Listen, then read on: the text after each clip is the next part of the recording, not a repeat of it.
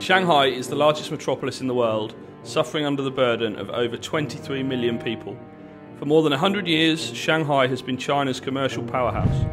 It has been expanding at an unprecedented rate and shows no signs of stopping. The city has reached a crisis point.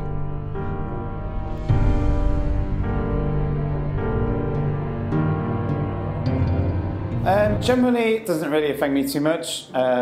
Usually I'm kind of fine cycling around, doing exercise, but I do generally, I'll look at the pollution levels, and obviously if it is really, really high, then I will try to limit what I'm doing outside, especially exercise.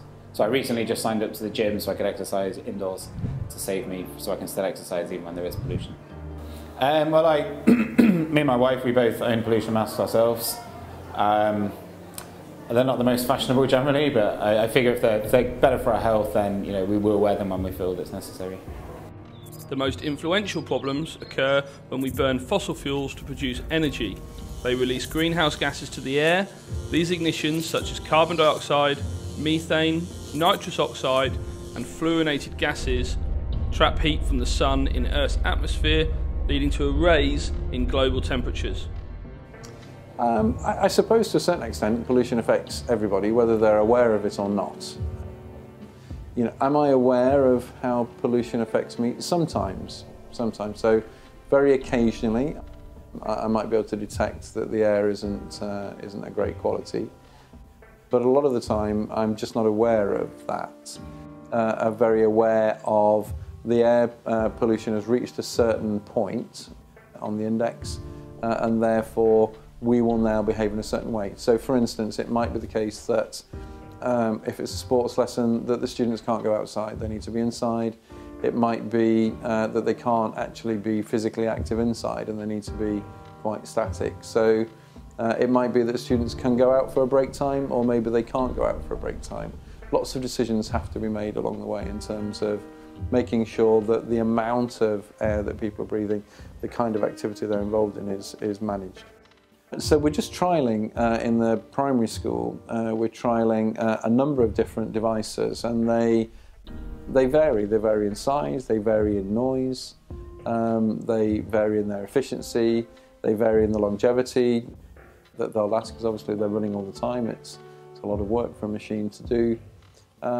So you have a whole range, and of course some will perform better in certain environments than others. On average, 1 billion gallons of raw sewage hit the rivers every day. In a country where smog killed 1 million people a year, and now Shanghai's levels are amongst the worst.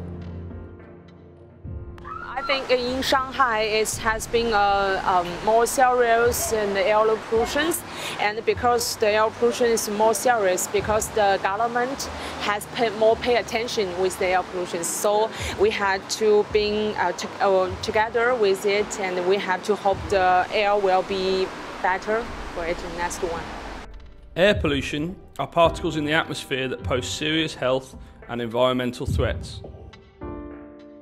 I moved from Bangkok, and the pollution there is pretty bad too. I get sinus infections several times a year. So far in Shanghai, I haven't been sick at all. I haven't worn a mask yet. I have two of the blue air filters in my house.